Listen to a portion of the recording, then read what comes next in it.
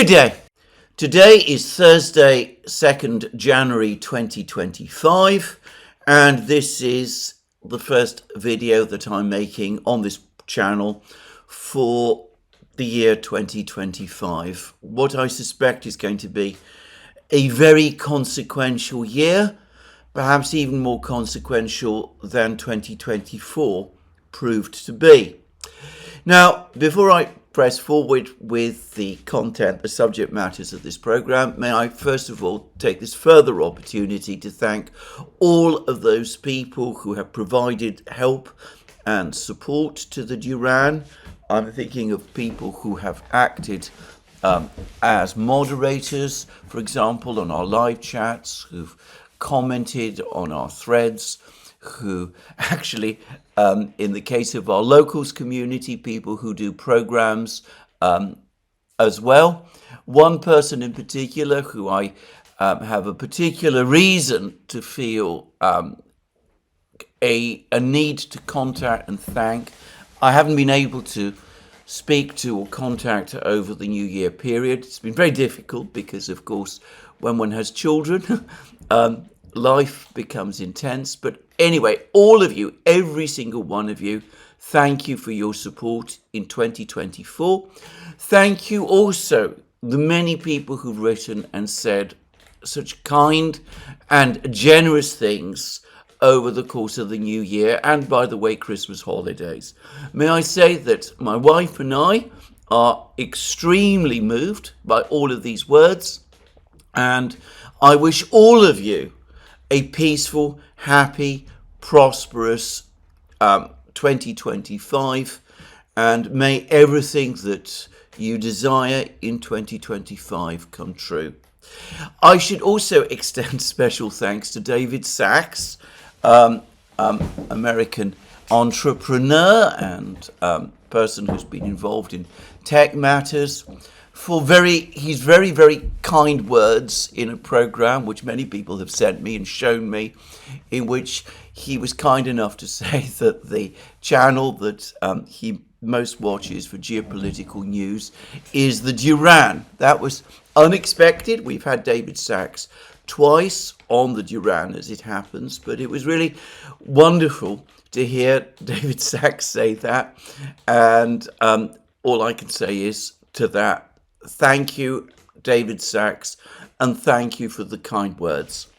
I ought to just say, and I can't resist saying this, that David Sachs' comments follow, well, a few weeks after comments by Robert Kennedy Jr. It means that two people who are picks by the president-elect for senior positions within his administration, David Sachs and Robert Kennedy Jr., have both said that they follow, or at least in part, I know that they're very busy people, at least in part, the Duran. So, well, there we are. It does seem as if there are people who have perhaps a future role in the US government who do so. And I will say that obviously both honors and pleases me. Anyway, let's move on. Let's discuss what has been happening over the last 24 hours, especially given the fact that I didn't do a program yesterday over the course of the New Year holiday. And the big news is that gas transit across Ukraine from Russia has now ceased. And the Russians are making it fairly clear that they don't expect it ever to restart again. And the Ukrainians, in terms of direct deliveries of gas from Russia, are basically saying the same. And I have been reading all kinds of comments in the media about this, some of which I confess do surprise me. First of all, it's quite clear that the European Union, or at least the European Commission, has wanted this to happen, has been lobbying for it quietly in Kiev and amongst Western governments, and they are professing a sublime confidence that all will be well. We're told by various officials of the European Commission that this has all been factored for. It's long been known that supplies of gas, Russian gas, transiting across Ukraine would come to a stop, and that the European Union has made alternative arrangements to cover for this gas, and that this isn't going to affect the prices that consumers pay. It's not clear whether they mean residential or industrial consumers, but I assume both. And, well, there is absolutely nothing to worry about. Now, as far as I'm concerned, these words once more reflect the absolute single-minded, indeed fanatical obsession that the bureaucracies in Brussels, the NATO and EU bureaucracies, have with Russia. At some point over the last 20 years, since shortly after President Putin became Russia's president, they've developed a deep loathing of Putin and, by the way, of Russia itself. They've been working incessantly round the clock to try to end what they saw as Europe's dangerous dependence on Russian gas. They've been talking endlessly about how the Russians have used their position as Europe's biggest gas supplier in order to obtain political leverage over Europe, though they have not come up with a single instance when the Russians have, in fact, used the supply of gas to Europe in order to try to gain significant political leverage over any Western government. I cannot recall a single occasion when Putin or any other Russian official has come along to any Western country, to Germany, to the Czech Republic, to Austria, to Italy, to any one of these countries, and say to them that unless you make this particular political move, we will stop supplies of gas to you. I know of no occasion where anything like that has happened.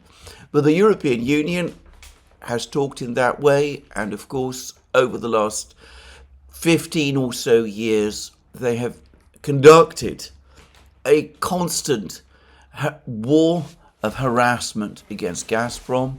Gazprom, the Russian monopoly supplier of natural gas, has been subjected to constant investigations. There's been claims that it's doing all sorts of strange things with its contracts. Though, again, that makes no obvious sense to me, since the gas the Russians have been supplying to Europe has been consistently cheaper than gas from every other source.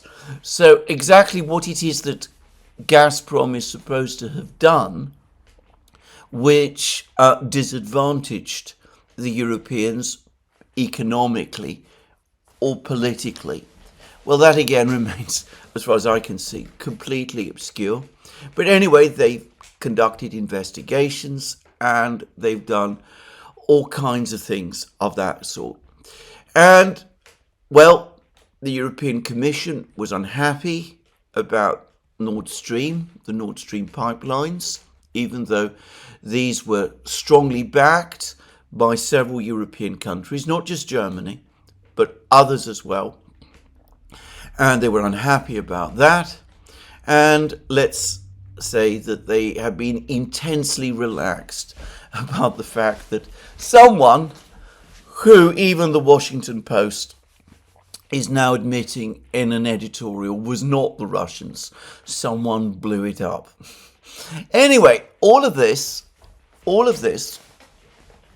loathing and dislike of Putin to end an economic relationship one in which the Russians supplied gas at long-term prices, reliably and steadily, and at relatively low prices as well.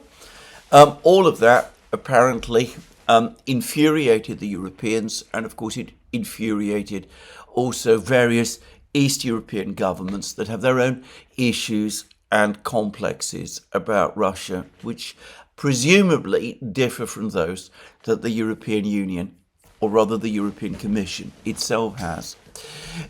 On the topic of gas supply, I think that here we can perhaps come to what has always been the heart of the problem, and one of the major reasons why relations between Russia and the European Union began to sour shortly after President Putin became president.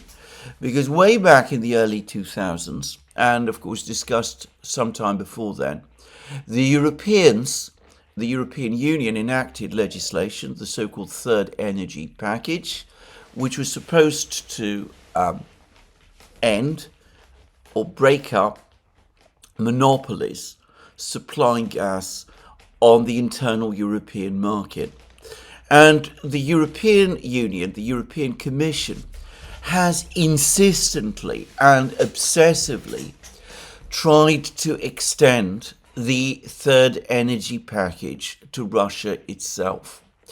And in fact, the Yeltsin government signed the Third Energy Package, though they never ratified it. The Russians never ratified it.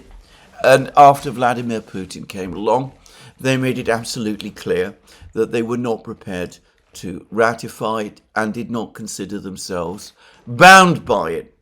So the reason why the European Union insisted on extending the Third Energy Package into Russia, and I remember reading and hearing European officials constantly bring this up in discussion after discussion on energy questions, was because, of course, they said that just as the gas market within Europe had been reorganized according to free market principles, that's how they described the breakup of what they called monopolies, so the same should happen inside Russia. Gazprom itself needed to be broken up. It was clearly a monopoly. In fact, it is a state-owned gas export monopoly. It is an instrument of the Russian state, so it needed to be broken up. And European energy companies, gas companies, logically should be allowed to develop Russia's gas resources. They should be allowed to enter Russia and drill for gas and pump the gas themselves into Europe. And this was a recurring and constant demand. It never went away. To get a sense of how obsessive and single-minded the Europeans were about this, take the case that Mikhail Khodorkovsky and the Yukos shareholders brought to the Court of Arbitration in The Hague. This was after the European Court of Human Rights had previously ruled against Khodorkovsky in a succession of court decisions, which Khodorkovsky and the European authorities have never accepted. Well, this is a case that was brought in the Court of Arbitration in The Hague. The Court of Arbitration had largely gone into hibernation over many decades, but it was revived for this purpose. And it became very obvious to me very, very quickly that it was being used again, not just as an instrument to embarrass the Russians over the Khodorkovsky case, listening to the comments that the arbitration panel were making. It was obvious from the outset that they were going to rule against Russia. It was the basis upon which the entire claim was both brought and accepted by the Court of Arbitration, which I ought to stress is a UN court or agency, but which for this purpose seemed to be following very much the line that the European Union was following. And the Russians said that the court had no jurisdiction to decide the case in Russia, the Yukos case in Russia, the Khodorkovsky case in Russia, because this was an internal Russian matter, and the court therefore had no basis to do that. But the court decided that it did, and it did so on the basis that Russia was subject to the third energy package. And they cited the fact that the Yeltsin government had signed the third energy package as confirming this, disregarding the fact that the Russians had then refused to ratify the third energy package and had insisted that they were not subject to it.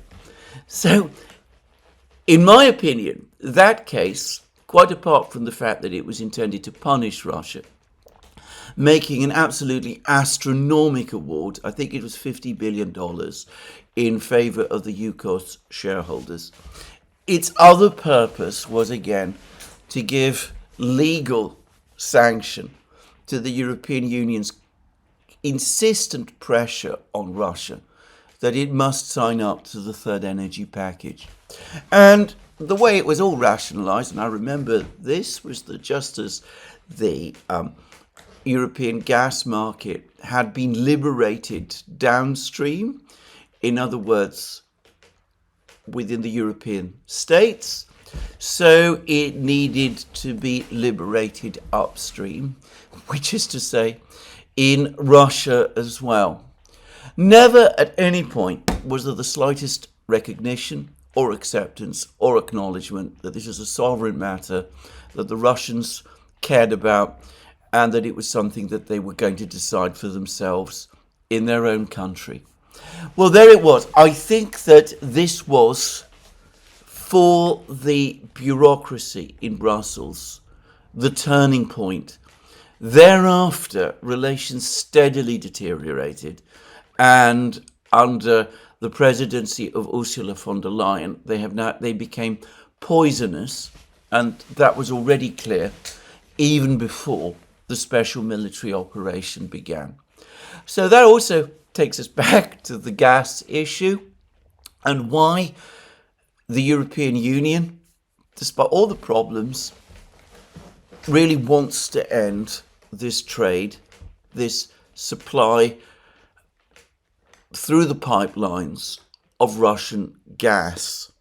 If they can't control it at source, if they can't bend the Russians to their will on the subject of the third energy package, then they would rather not have it at all.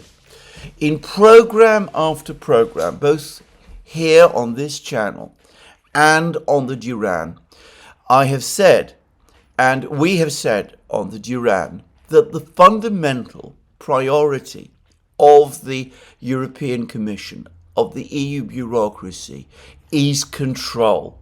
That is more important than questions of economic efficiency.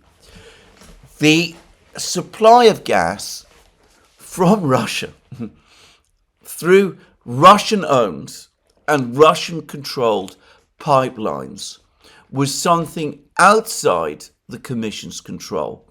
The fact that it proceeded unimpeded, the fact that it was commercially advantageous to the European economies, the fact that it provided the essential backstop to Germany's economic growth, the fact that it made European consumers better off because they were getting cheaper gas than they might otherwise do, the fact that the Russians went out of their way to depoliticize the whole trade to the extent that they could. Well, that was less important than the fact that the European Union on in terms of this structurally important economy could not control its flow. For them, that was the essential priority, and that is why they have campaigned to bring this whole trade in gas between Russia and Europe to an end. Now, of course, there is a separate Ukrainian dimension. The Ukrainians had a huge gas infrastructure created during the period of the Soviet Union. Their economy heavily depends on imports of gas. They have historically imported this gas from Russia, which of course they were once part of when Ukraine was a constituent republic of the Soviet Union.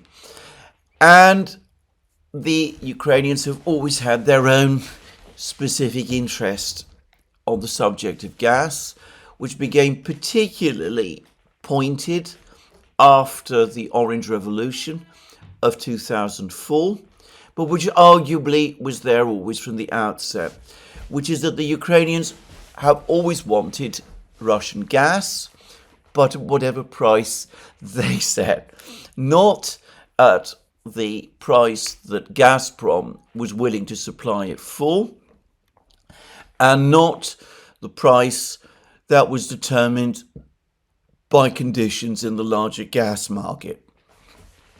And that has led to a succession of gas wars between Russia and Ukraine, two severe ones, in fact, one from memory in 2006, another one in 2009. And of course, it was these gas wars that were partly instrumental in leading the Russians to work to build pipelines bypassing Ukraine, pipelines through Turkey, Turk Stream, and of course the various Nord Stream pipelines, which the Russians, at the urging of the Germans, who were also unhappy with Ukraine's decisions. Those pipelines, the Russians decided to build those pipelines. And of course, the Nord Stream pipelines have now been dismantled and destroyed, at least in part. Another alternative pipeline, one which flowed through Poland, the Yamal pipeline, has been closed. And, well, the Ukrainians did not actually particularly want to stop the flow of gas from Russia. Again, they wanted it to come to them at the price that they dictated or wanted. And the reason was twofold. Firstly, because obviously Ukraine doesn't want to spend huge amounts of money on gas. Sometimes some of the prices that the Russians charged, which were market prices, or at least prices which were consistent with the prices that other European consumers were paying for gas. Some of those prices were difficult for Ukraine.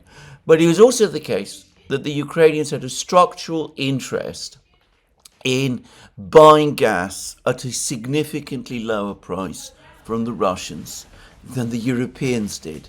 Because part of the trade that Ukrainian oligarchs engaged in was buying Russian gas at lower prices and selling on that gas to the Europeans at higher prices.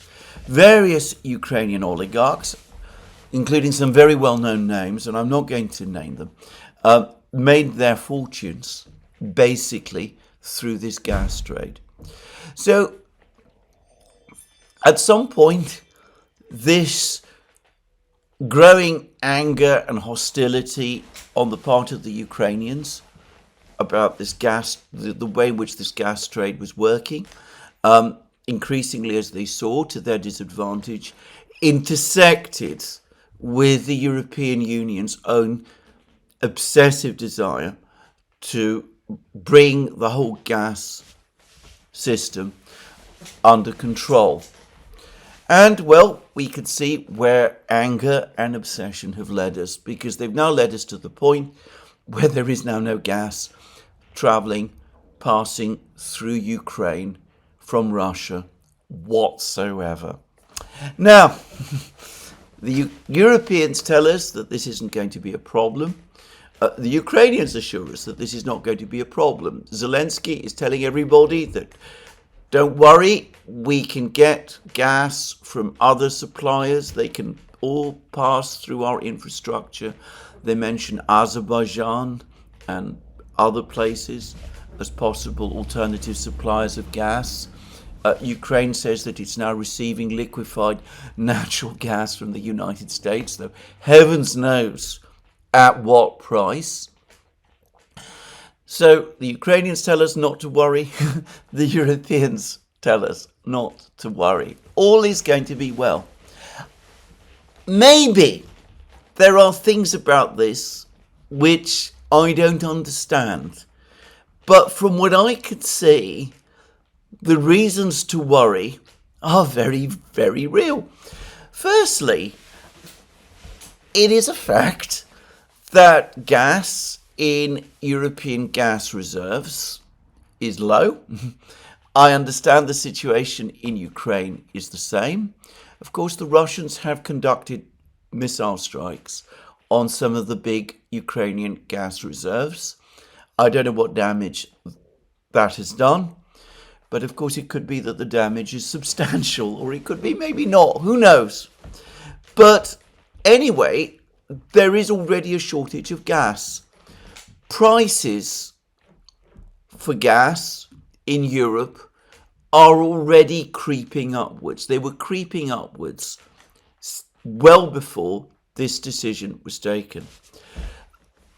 LNG gas is known to be expensive. It is much more volatile. There are shifts in price movements for this kind of gas. And, well, again, a lot of the LNG is coming from the United States. Some of it is coming from Qatar. Some of it, by the way, is coming from Russia. Russia is the second biggest supplier of LNG to Europe after the United States. Just saying. But anyway,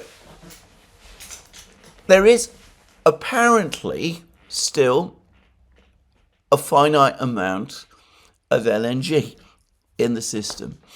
And in the United States, it's been said for some time, but it seems as if it may be true. It looks as if gas output from shales is starting to plateau. So it may not be possible for the United States to continue to export LNG at the current rate that it is doing. Obviously, Donald Trump wants to start drilling for more gas. Perhaps that will produce more gas, who's to say? But it might be unwise to assume that. But that is more a long-term problem. I personally cannot see any way whereby Europe can lose 5% of its gas supply, which is apparently what this decision means, without prices going up. I simply can't see it. This, of course, after 4 years of very, very rapid price increases. It is overlooked that gas prices in Europe were already climbing in 2021, and they continued to climb in 2022, but they were already high in 2021 before the special military operation began.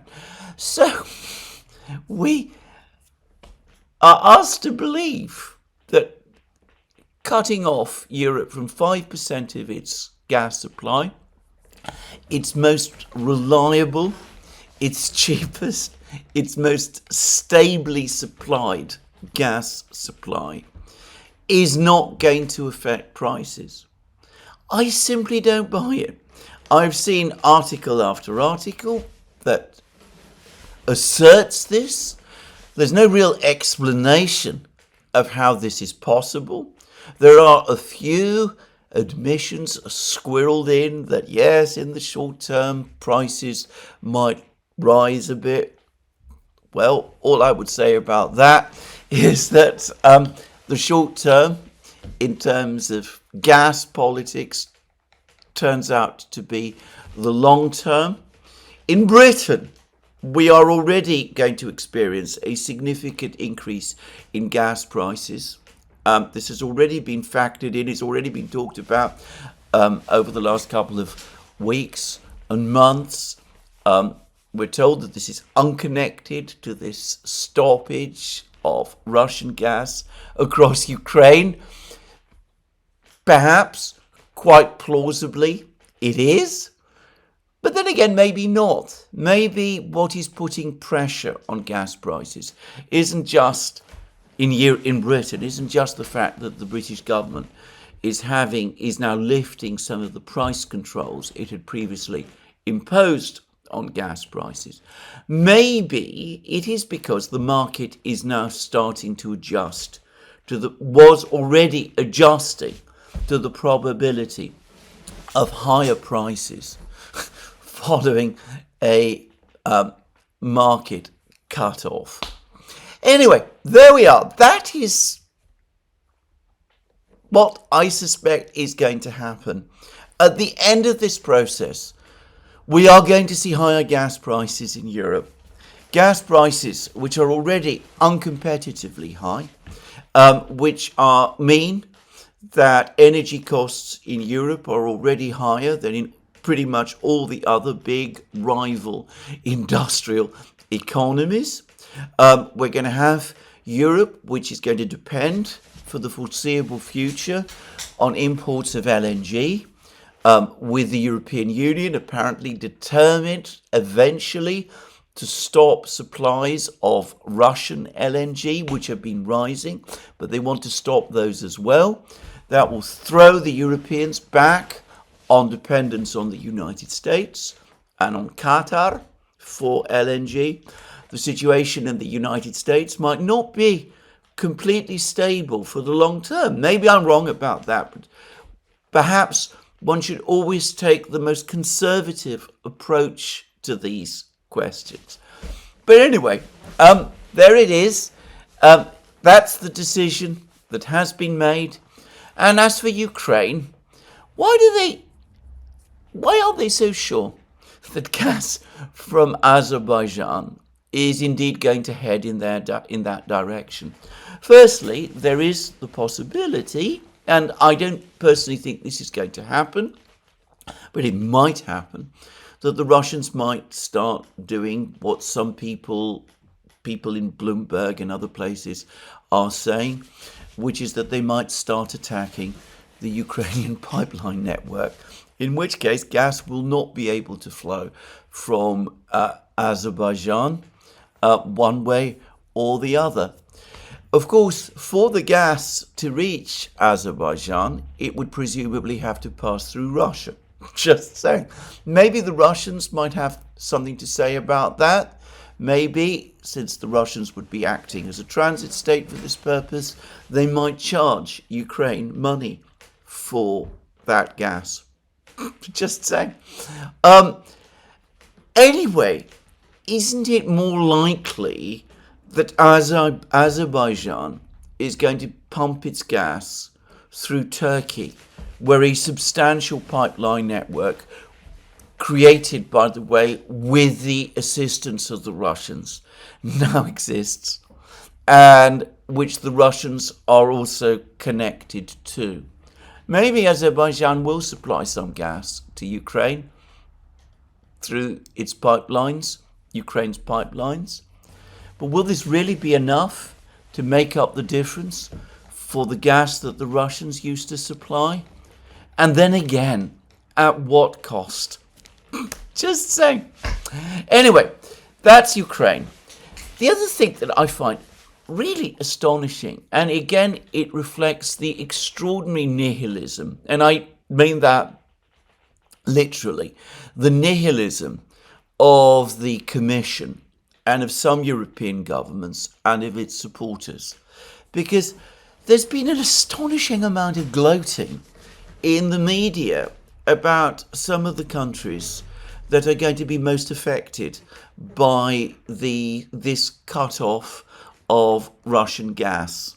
So Hungary is going to be affected, Slovakia is going to be affected, Orban and Fico, as we know, are deeply unpopular figures in Brussels.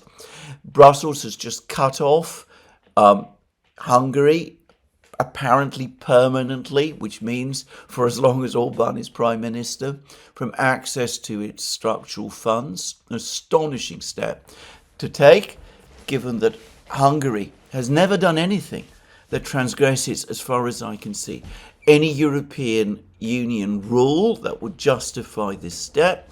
All it has done is exercise its legal rights to express opinions and to vote against decisions which it thought were not in its interests. But for that, apparently, Hungary must be punished. So must Slovakia be. Slovakia, we're told, should have diversified away from Russian gas, as Hungary should have done. The insinuation is that it is Prime Minister Fico's fault that it didn't do so. Well, when Alex Christoforou and I were in Hungary, it was pointed out to us that given Hungary's and Slovakia's geographical position, it was hardly feasible for Hungary to diversify its sources of gas in quite the way that was being suggested. But put that aside, in the case of Slovakia, Prime Minister Fico has only been in power for less than a year. The government that ran Slovakia before he was elected, and did so for some time, was, of course, a strongly pro-EU government, one that supported Ukraine to the utmost, that supplied large parts of Slovakia's military arsenal to Ukraine, including, as I understand it, pretty much the entirety of its air defences. Surely, if there is going to be any party to blame for failure to diversify Slovakia's energy supplies, it belongs to them, not to Fico, who's only been in power for a relatively short time. The same goes for Moldova. Now, Moldova is a deeply divided society. It is deeply dependent on Russian gas. The gas has been supplied through the pipelines that have been built, that have been supplying the Russian gas across Ukraine. Moldova is now in the grip of a deep energy crisis. The crisis in Transnistria, breakaway region within Moldova, one that tilts towards Russia, is even worse. There's a huge amount of gloating about this, even as Romania, where, by the way, an election where a pro-Romanian, not pro-Russian, politician came first in the first round has recently been annulled. Well, Romania now is apparently supposed to supply gas and electricity to Moldova, but not, note, to Transnistria. Where is that gas going to come from? From European reserves? In other words, it's going to deplete the supply of gas further, because the gas is going to have to be sent to Moldova, and quite plausibly, by the way, to Ukraine as well. Gloating about the difficulties this is all going to cause the people of these places is ugly. But does it even make any ultimate geopolitical sense? First of all of the people in these places, many of them at least, are going to know exactly who is to blame for the whole situation. There's already been an article in the London Times which says that Putin cut off the gas to Europe.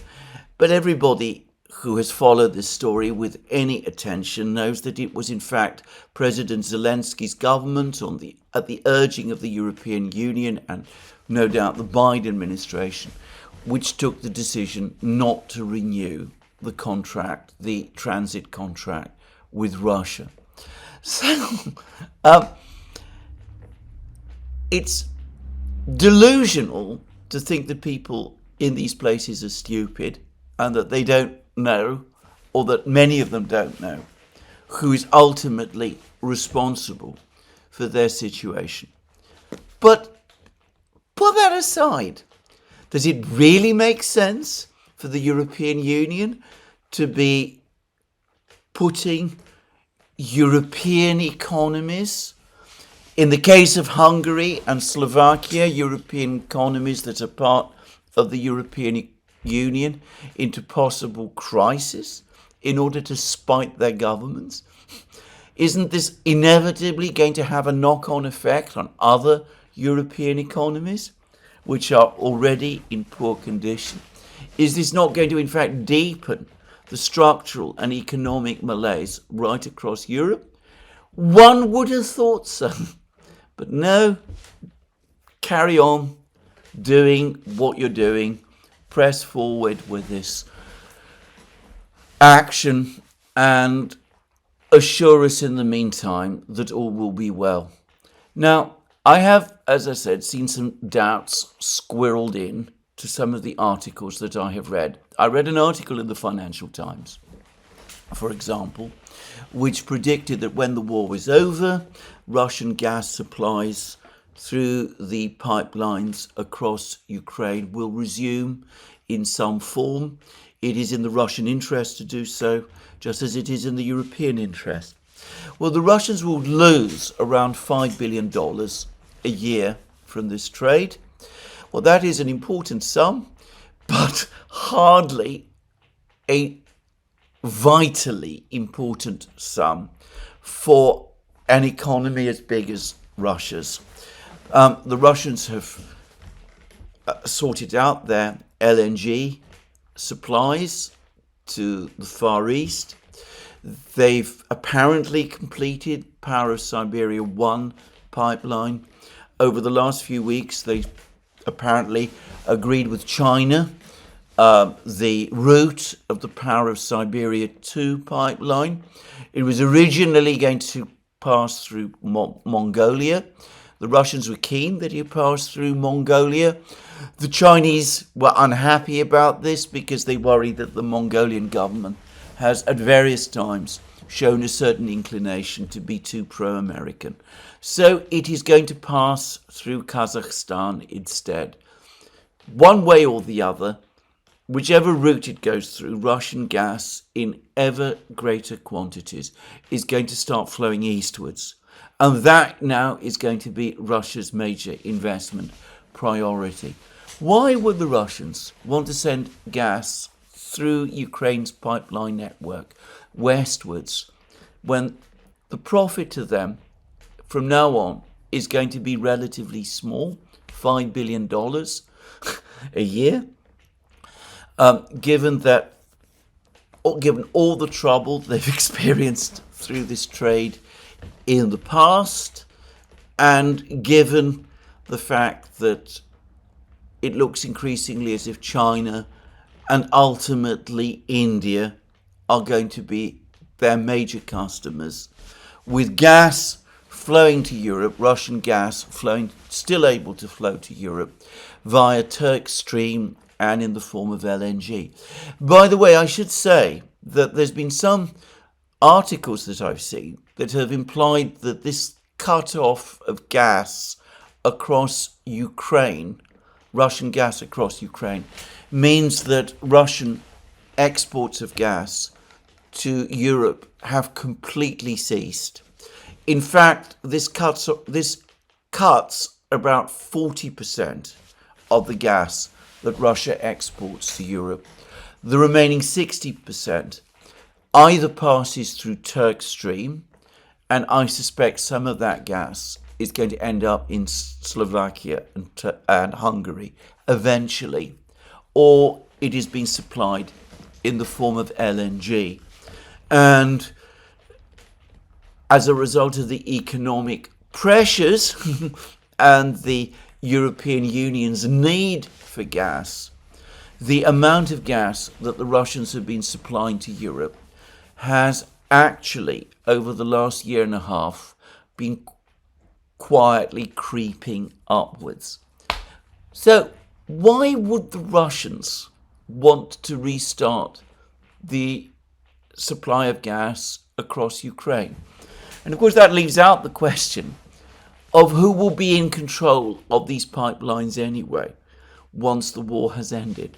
What if the Russians are in control of the entire network as a result of the war? Will the European Union change its position? Will it still want gas that way? I can't help but feel that the people who've been writing these things understand the importance, the continued importance of Russian gas imports to Europe, and are telling each other this situation simply cannot last. We will need to get the gas through the pipelines flowing again, except they're perhaps, as is so often the case, factoring Russian intentions out of the equation. So that's one thing to say. Of course, there's all sorts of other plans and projects. There's talk about restarting or investing further in green energies. I'm not going to discuss that, not in this program. If that's failed up till now, how likely is it to succeed going forward? And of course, there could be a major program to rebuild Europe's nuclear power sector. That might turn the situation round eventually. But we're looking at work of decades before any real difference is made. Even restarting the nuclear power stations in Germany would take several years, as I understand. And besides, gas isn't just used for energy, it's also used by the chemical industry, it's used for all kinds of other things too. So anyway, an astonishing further act of economic self-harm carried out by the Europeans to themselves, inflicted on themselves. Incredibly little commentary or discussion about this. I predict, following on from that article in the London Times, that if we do see gas prices rise significantly, possibly to some extent over the winter, perhaps more so during the summer, when the reserves have become severely depleted and need to be built up again. So the demand for gas in Europe will peak, especially if the summer in Europe, as happened in 2021, is dry and there's little wind, so that gas has to be used for energy generation at higher rates than might otherwise be the case. Well, I suspect if we do get into that kind of situation, and cumulatively, over time, as I said, this is inevitably going to have a growing knock-on effect of on prices. The blame is going to be put not where it belongs, on President Zelensky, on the Biden administration, least of all on the European Commission. It's going to be placed on President Putin, on the Russians. They proved unreliable suppliers. They didn't supply the gas. Anyway, let's move on. Now, there have been many, many developments on the battlefronts in Ukraine over the last 24 to 36 hours since I did my last program, and I am going to now discuss those because, as I've said so many times, it is the progress of the war in Ukraine that is determining the ultimate outcome of this major geopolitical conflict. So the first thing to say is that there is now conclusive evidence that, as I anticipated in the program that I made on New Year's Eve, Kurakovo, all of Kurakovo, the entire residential area, the industrial area, the thermal power plant, all of Kurakovo is now under Russian control. There are pictures and films of Russian soldiers in the industrial areas of Kurakovo. There's a picture of a soldier raising the Russian flag on the roof of the thermal power station. It looks as if the Ukrainian soldiers who were defending the thermal power station have fled.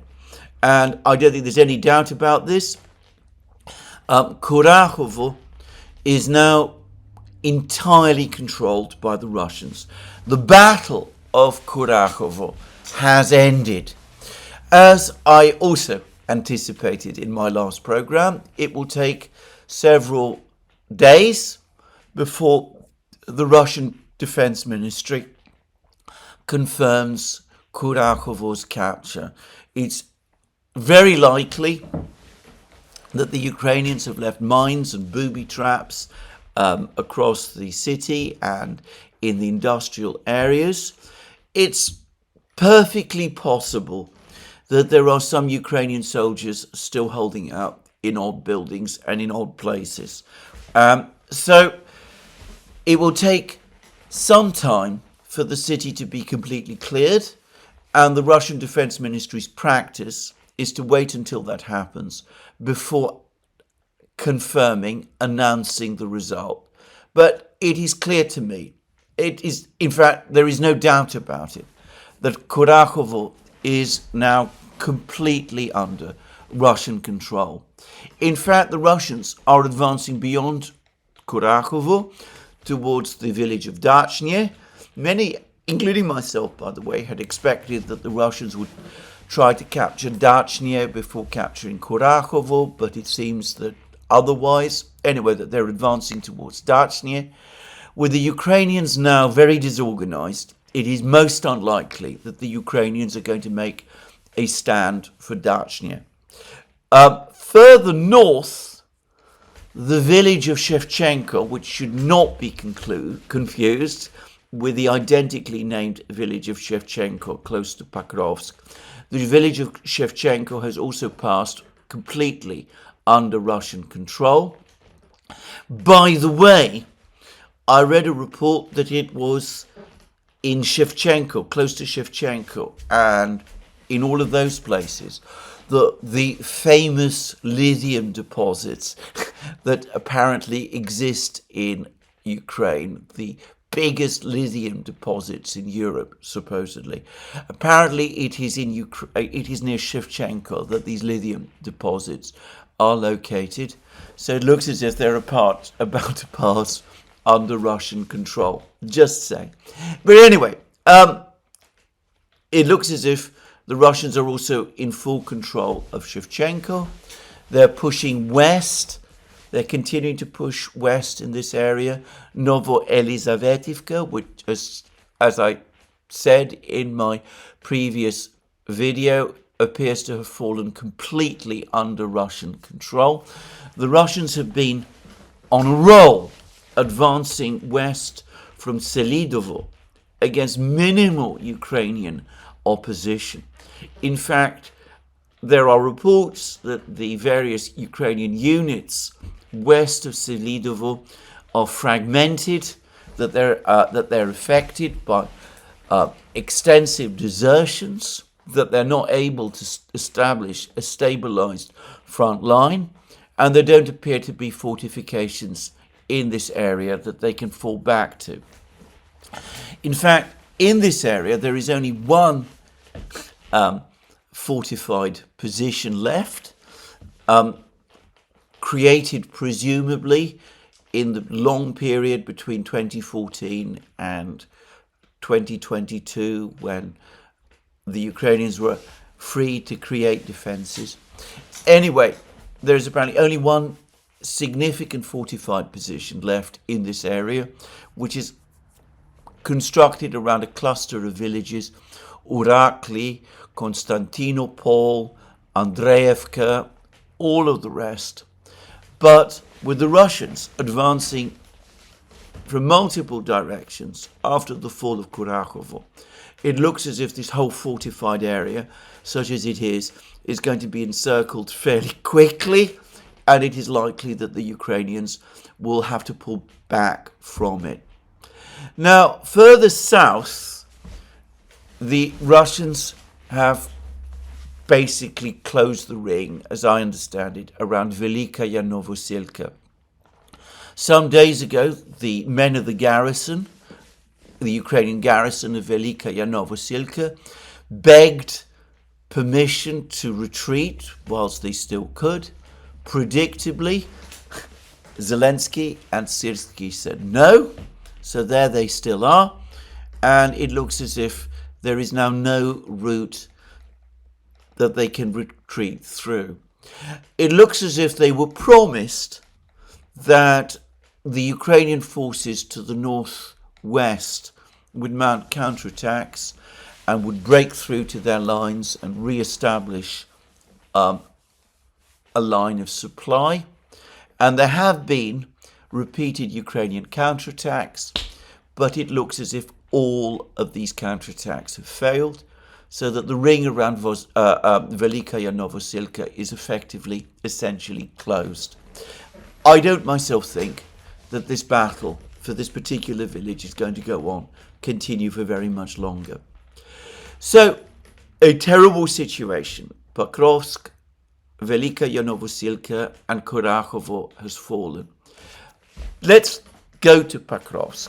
The Russians have apparently now definitely captured the village of Pishanye, northwest of Shevchenko. They're capturing more villages in this area every single day. And another fight that I discussed in my last video, the battle for Vozvyzhenka, has ended almost as soon as it began. This particular village, located east of Mirnograd, the eastern suburb of Pokrovsk, and just south of the road from Pokrovsk and Mirnograd to Konstantinovka, what was often referred to as the big supply road. Vozvyzhenka has fallen to the Russians. Again, there is film that shows the Russians in Vozvyzhenka. They control the whole village. Apparently, there was barely any resistance in this village either. Now, that leaves the way open for the Russians to advance and cut the road itself, just a few kilometers further to the north. They will probably seek to capture several villages in this area.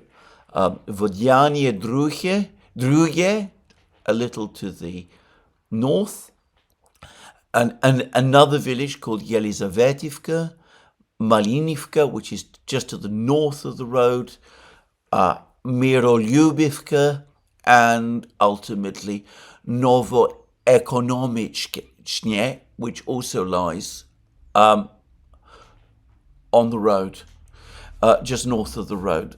And once Novoekonomichne falls under Russian control, the Russians will be positioned to the northeast of Mirnograd, in a good position to start cutting the roads leading to Pokrovsk and Mirnograd from the north.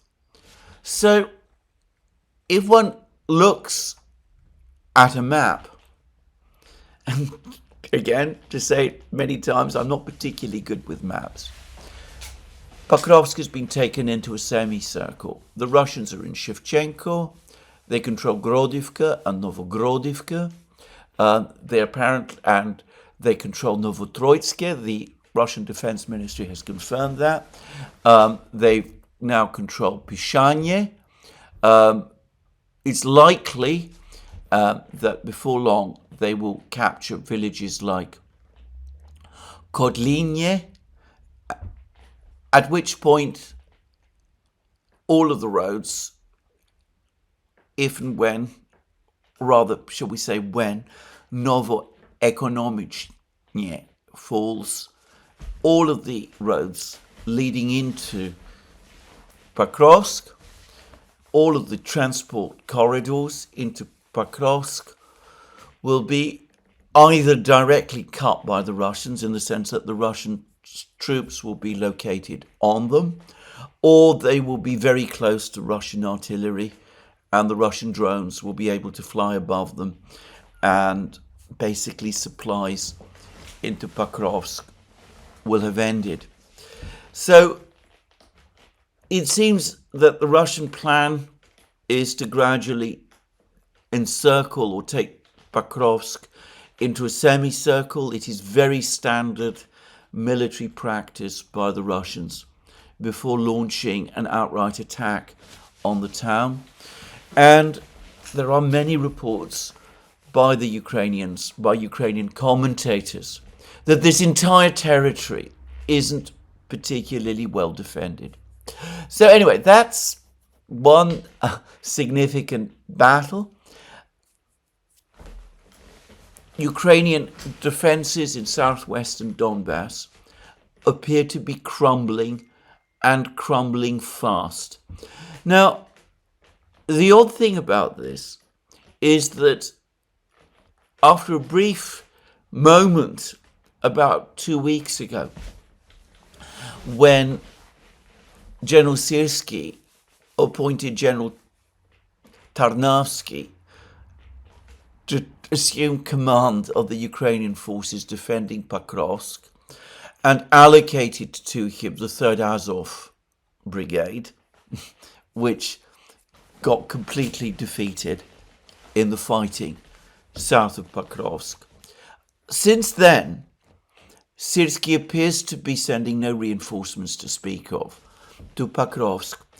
I've discussed this previously, that Syrski and Zelensky seem to be overwhelmingly focused in defending positions to the north, in the vicinity of Kiev itself. When I say the vicinity of Kiev, I don't mean close to Kiev. I mean in territories that could potentially open a way for an advance on Kiev.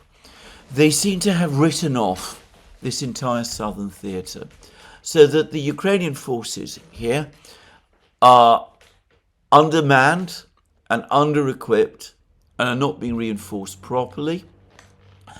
They're increasingly threadbare, enabling the Russians to advance much more rapidly. Whereas Ukrainian resistance in the north has tended to be stiffer. But even here now, things are starting to look bleak. Firstly, it looks as if the village of Terny on the Zherebets River is now indeed fully under Russian control. The Russians have established a bridgehead on the western bank of the Zherebets River in a place called Ivanivka. That possibly, potentially, opens the way for a Russian advance towards Liman when the Russians are ready. Probably there is still a lot of work to do in this area. The Russians also, of course, have their bridgehead north of Kupiansk that they're also expanding. There is reports today that the Ukrainians are building fortifications in Izium and Balakleya, as if confirming that they expect Kupiansk and Liman soon to fall, and that they're looking to try to defend these two towns. Well, that's one area where things are not looking well.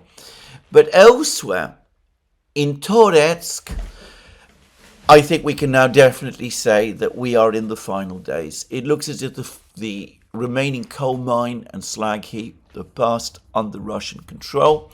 The military summary channel is saying that the Russians are now in control of 90% of Toretsk. It looks as if the Russians have air control over all the supply lines. At some point over the next couple of days, it looks as if Toretsk will pass in its entirety under Russian control. In Chasov Yar, the Ukrainians have defended rather more fiercely. I suspect that there are fewer Ukrainian troops there, fewer Russian troops there, and this has probably made it easier for the Ukrainians to defend themselves in Chasov Yar.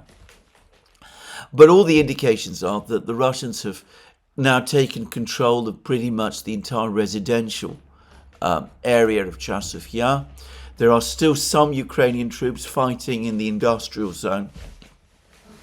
I think it is highly likely that in the next week or perhaps two, Chasov Yar also will have passed fully under Russian control, and it may turn out that events are going to progress faster than this.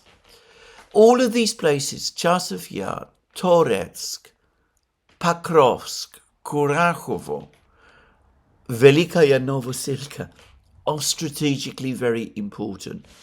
They open up routes for the Russians to attack the key northern conurbation in Donbass, Slavyansk and Kramatorsk, the only two important cities in Donbass still controlled by the Ukrainians. And in the case of Pokrovsk and the Russian advances westwards and Velikaya Novosilka, potentially a route is quickly being opened for a sustained Russian advance towards the Dnieper. I did a program a few days ago on Daniel Davis' deep dive. It was a week ago, in fact. And Lieutenant Colonel Daniel Davis pointed out on that program the complete absence of Ukrainian fortifications west of these places. There appears to be an open route for the Russians to advance to the Dnieper in central Ukraine once all of these places have fallen. But apparently the Ukrainians, Syrskyi and Zelensky, are more focused on other places. And we've had a further demonstration of this, because though Chasov Yar has resisted, but is likely to fall soon, and Toretsk is resisting, but is likely to fall within the next few days, Syrskyi himself has gone to Kursk. He's gone and he's met the Ukrainian troops in Kursk. He's given decorations. He's had photographs taken of himself. There's some suggestions that he's gone to Sudzha itself. The Russians now, of course, are very close to Sudzha. They captured the village of Agronom and apparently other places close to Sudzha. It could be that there's even fighting going on in some of the scattered communities that make up the metropolitan area of this otherwise rather small town of Sudzha. But anyway, Zelensky has gone there, and there are reports that even as the situation in Kursk region goes from bad to worse, even as it absorbs more and more Ukrainian troops and supplies and men and machines, Syrskyi and Zelensky have taken the decision to reinforce further in Kursk region. It has become the main focus of the Ukrainian defense. The Russians must be baffled even as they take advantage of this, and so should all of us be. Now, there's much discussion and speculation about why this is so. Let me repeat again my own personal view. We've learnt from Naftali Bennett, the former Israeli Prime Minister, in what a state of shock and depression Zelensky actually was in the first days of the special military operation, how he was hiding in a bunker and was frightened for his life. The Ukrainians were seriously concerned that Kiev might fall, and Zelensky was afraid that the Russians might be coming after him. And I think that for Zelensky, given that I suspect that he sees his presence in Kiev as essential for him to retain his authority as Ukraine's president, but also remembering the harrowing experience of the first few days of the special military operation. The overriding priority remains to keep the Russians as far from Kiev itself as possible. If the choice is between defending Pokrovsk and the area of the Dnieper,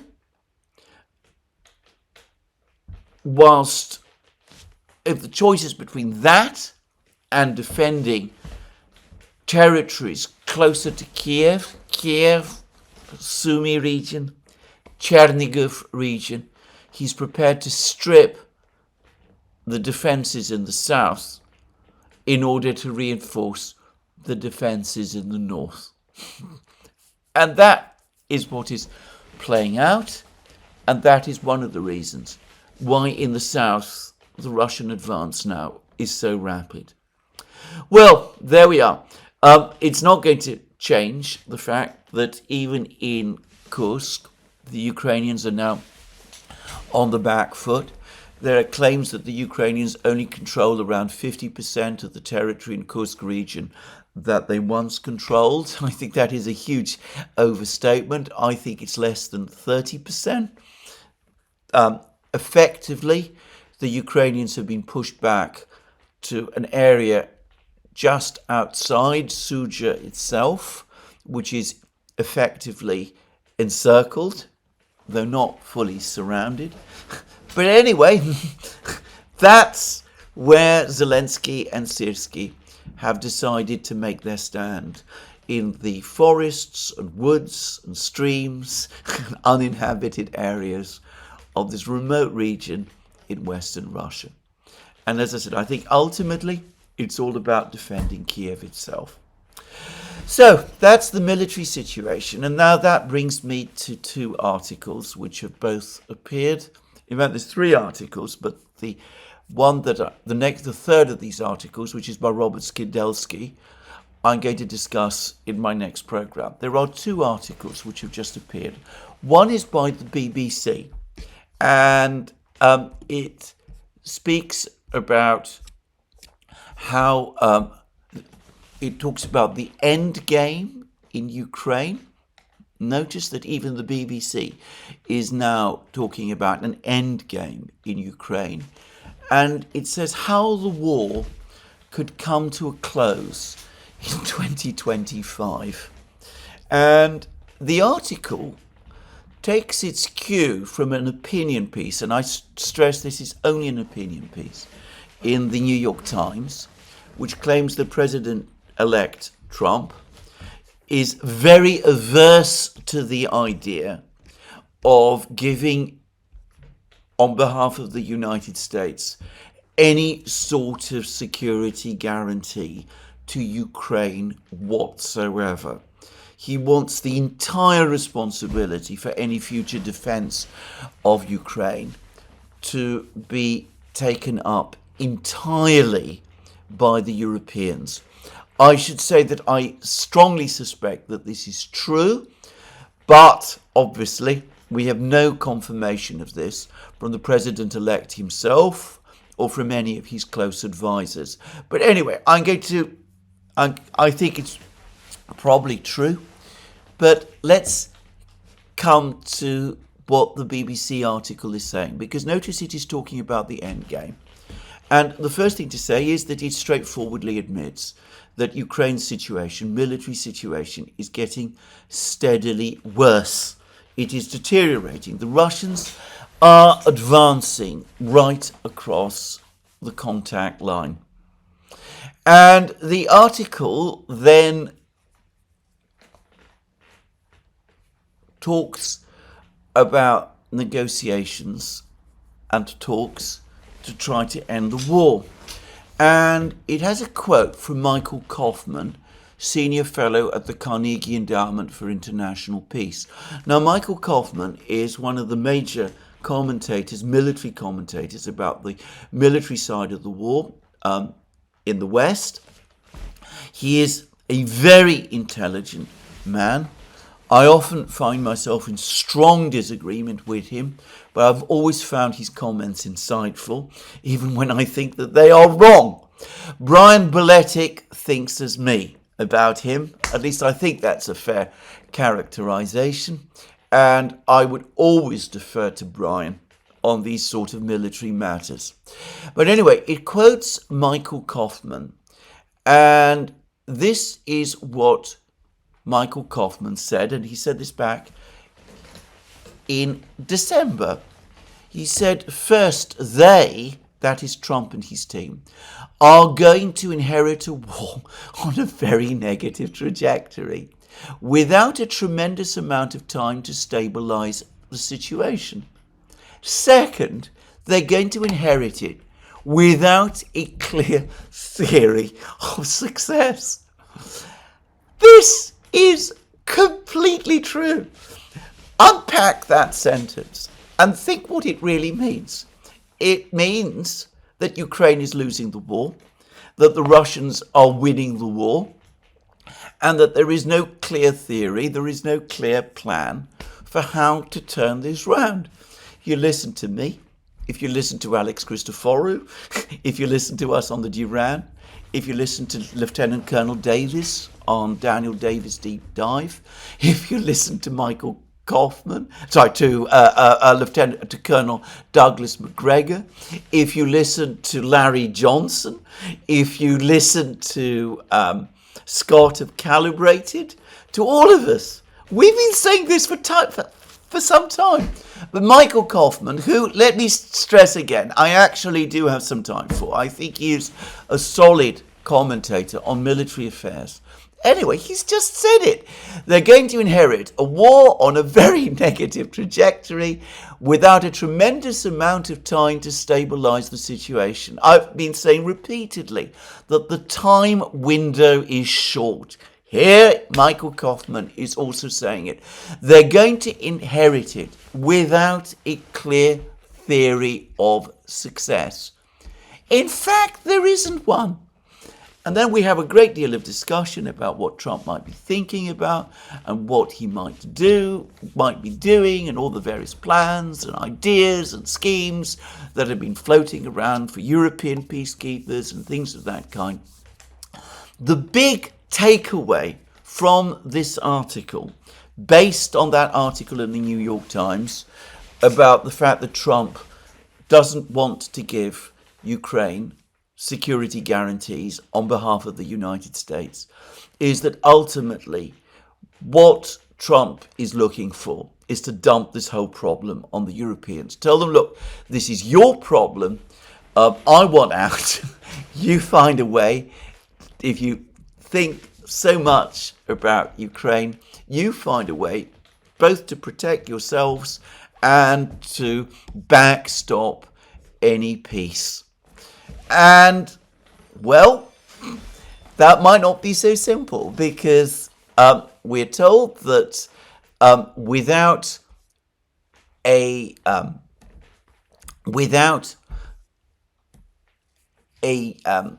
security guarantee from the United States, none of this adds up. There is no conceivable way that a stable peace of the kind of or at least the kind of terms that Zelensky and the Ukrainians might be looking for can happen. Because the reality is that the Europeans are not in a position to replace the United States. They don't have the military power to provide Ukraine with a credible security guarantee. And Kaufman sets it out again. Security guarantees that don't have the United States involved in them as one of the guarantors are like a donut with a giant missing middle in it. And that's true. That is absolutely true. So, Trump doesn't want to give, according to the New York Times, security guarantees to Ukraine, and I can entirely understand why. The Ukrainians will not settle for anything less than cast iron security guarantees from the United States. The Russians will undoubtedly have their own things to say about that. They've already ruled out categorically NATO entry, and the Europeans are all over the place. No one has a clear idea what to do. If you go through this article in the BBC, it becomes absolutely clear that there is no strategy for ending the war on anything like the kind of terms that either the Ukrainians or the Europeans would want. There's no mechanism to do it. No one can see a way through. The only thing, the thing they all continue to clutch at, is that maybe economics will win the battle for the West after all. There's been deep frustration that sanctions haven't just shattered the Russian economy beyond repair, a US congressional source said on condition of anonymity. I wonder who that was, but that tells us how frustrated some people in almost certainly the Democratic side have been, that all of the sanctions up to now had failed. And we're told that after multiple rounds of sanctions, 15 from the EU alone, government officials have grown wary of predicting their successful impact. But then, well, hope springs eternal. Recent indicators are increasingly alarming for the Kremlin. With interest rates at 23%, inflation running at above 9%, a falling ruble and growth expected to slow dramatically in 2025, the strains on Russia's economy have rarely seemed more acute. Along with Russia's staggering losses on the battlefield, Western officials estimate that Moscow is losing an average of 1,500 men killed and wounded every day. The cost of this war could yet drive Putin to the negotiating table. But how much more territory will Ukraine have lost, and how many more people will have been killed by the time that point is reached? So the plan is to continue doing, at least this is the plan apparently in Europe, to continue doing that which we have been doing for the last 3 or so years. Impose sanctions, keep up sanctions, wait for the Russian economy to collapse, wait and hope, even as Ukraine loses the war, even as the trajectory, as Michael Kaufman puts it, goes from bad to worse. Wait and hope that sooner or later these accumulating economic pressures will force the Russians basically to capitulate and to end the war on the West's terms. Because that is the only way that is politically acceptable, at least for leaders in Europe. Now, I'm not going to discuss the economics of this. I've discussed this exhaustively in program after program, cherry picking points about the Russian economy, ignoring its growth rates, its industrial restructuring, ignoring the fact that the interest rates have not actually had a major dampening effect on economic growth in Russia, partly because of the way that they're structured. As for the casualty numbers, I'm not going to discuss that either in this program. All I'm saying is, here we see what the plan is. Keep your fingers crossed and hope for the best. Whether Donald Trump is going to be satisfied with that is a completely different matter. And here we come to the other article in the Financial Times. Very interesting article. And it is by a person, a Mr. Stephen Wertheim, whom I admit I'm not familiar with, though he too, it seems, is like Michael Kaufman, one of the people who works at Carnegie. And the article is in the Financial Times. It follows on from a previous article written a few weeks ago by Eldridge Colby, telling the Europeans bluntly, also in the Financial Times, telling the Europeans bluntly that they cannot expect the Americans to be there for them for much longer. They're going to have to take on the burden of defending themselves because the Americans now have the Pacific, the Indo-Pacific, to worry about, and that is their priority. Eldridge Colby, by the way, has now been appointed, or has been proposed, nominated by Trump for a senior position in the Department of Defense, in the Pentagon, just saying. But anyway, Stephen Wertheim's article, written in slightly more measured language than the very blunt language used by Eldridge Colby. Anyway, Stephen Wertheim's article essentially says the same thing. Europeans need to acknowledge, this is the subtitle, that they can no longer rely on the US security guarantee. Now, the article is interesting because it goes into the history, which Eldridge Colby's piece didn't. And it basically says that the US security guarantee that was given after the Second World War to Europe and enshrined in NATO has always to some extent been a bluff. The United States has at no time seriously wanted a war between itself and Russia, either Russia today or the Soviet Union before. The reason the Americans in the past, during the Cold War, were prepared to make security commitments to Europe via the NATO treaty was because there being a balance of terror and a certain level of understanding at that time between Washington and Moscow, they never seriously imagined that the security guarantee they were giving to the Europeans would ever really be called. In other words, there was always an element of bluff about it. It was a bluff that the Americans were confident would never be called. They were not, in other words, prepared to risk the entire existence of the United States on behalf of Europe. As he puts it, fine minds on both sides of the Atlantic persistently wondered whether Washington would really risk trading Boston for Berlin. Anyway, that was during the period of the Cold War. And then the Cold War ended and the Soviet Union collapsed. And the United States was happy to try to extend NATO eastwards.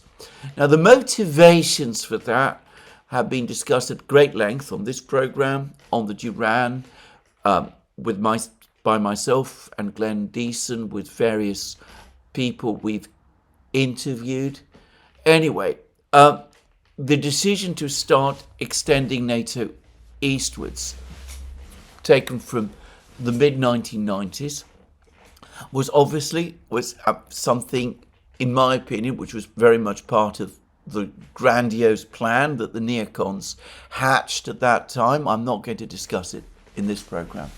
But there's also a further element present in terms of what Stephen Wertheim correctly says, which is that he points out that one of the reasons that the United States was happy, wanted to extend NATO eastwards, was again because it had no real concern that doing so might really actually provoke a war with Russia, facing the United States with that world war, which ultimately it wants to avoid.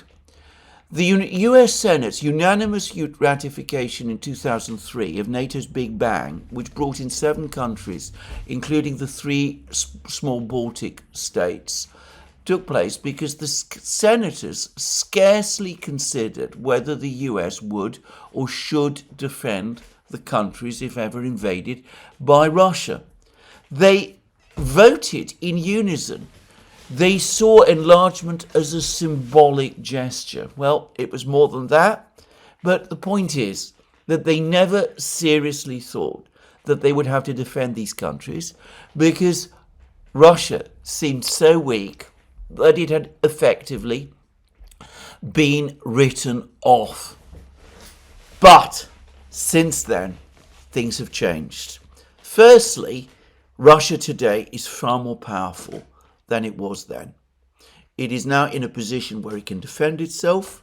It is winning a war in Ukraine, though Mr. Wertheim is careful not to discuss the war in Ukraine. But it is winning a war in Ukraine.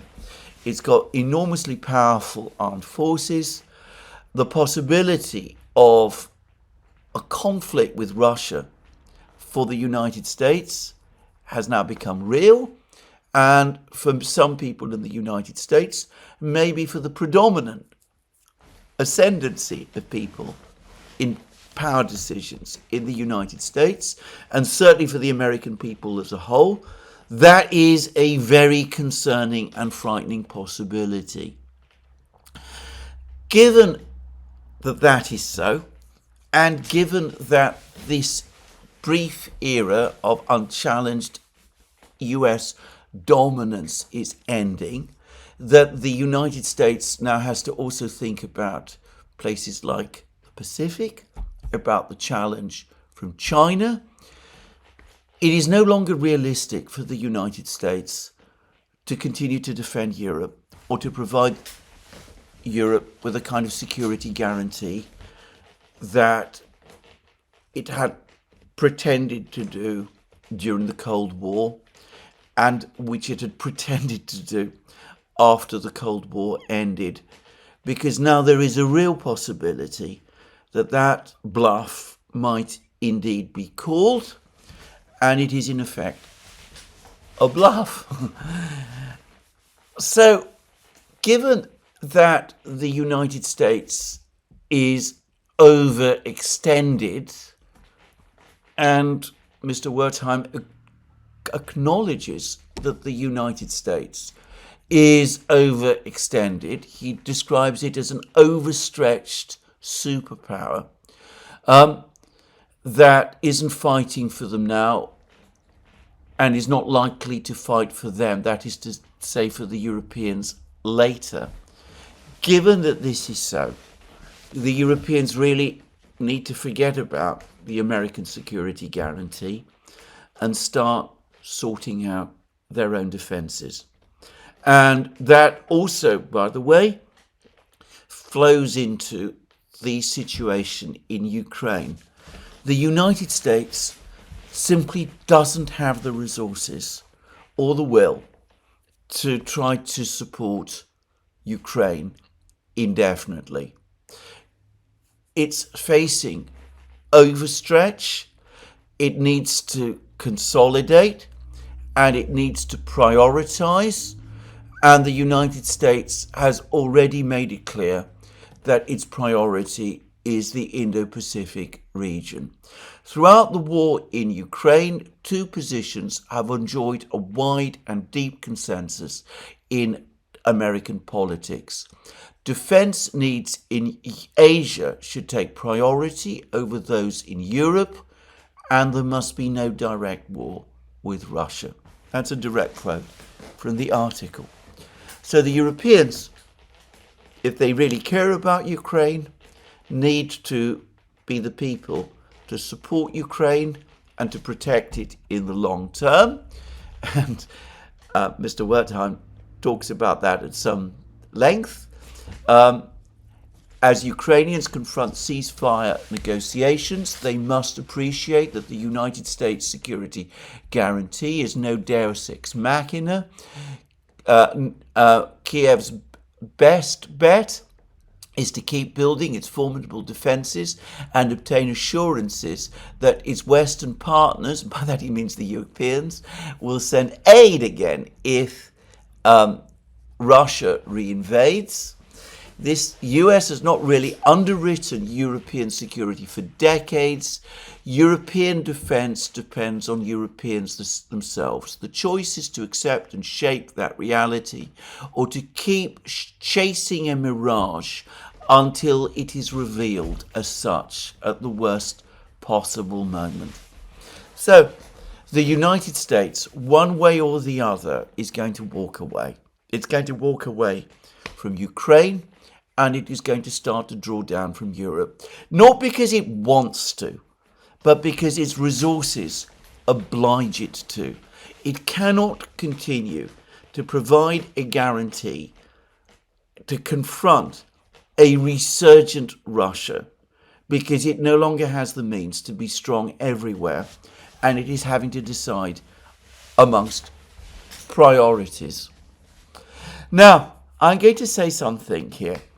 I think that Mr. Wertheim, like many Americans, greatly overestimate Europe's ability to bear the burdens they want it to. They assume that the Europeans can defend themselves against the Russians militarily. They assume that the Europeans can sustain Ukraine. I think that the realities in Europe today make all of that impossible. I can very easily envisage a situation where gradually, over time, relations between the Americans and the Europeans become more and more difficult. The Americans become increasingly angry as European promises to increase defense spending are never matched by real forces on the ground. The Americans also become increasingly angry, especially over the course of the coming year, that the Europeans are unable to take up the burden in Ukraine in the way that the Americans demand that they do. As the situation in Ukraine continues to deteriorate, the Americans are going to start blaming. Now, when I say the Americans, I mean not just Trump, but people extending beyond him are going to start blaming the Europeans for this, and the Europeans are going to feel increasingly angry with the Americans and accusing them of betrayal. So we're looking perhaps at the future in this article of the Americans gradually leaving the scene, but we're also probably looking at a major fracturing of the collective West.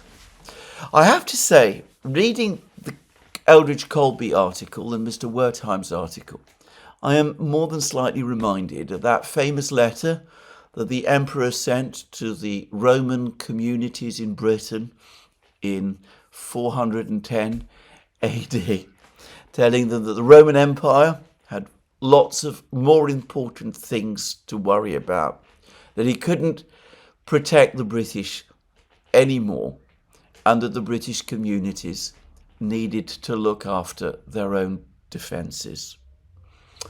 A century later, most of Britain was, of course, under the control of someone else. Anyway, I'm going to finish this program at this point today. There'll be more from me tomorrow. Let me remind you again, you can find all our programs on our various platforms, Locals, Rumble and X. You can also support our work via Patreon and Subscribestar and by going to our shop, links under this video. And last but not least, if you've liked this program, please remember to tick the like button and to check your subscription to this channel. A slightly longer program even than usual today, but there's been a lot to cover. Thank you again. More from me soon. Have a very good day.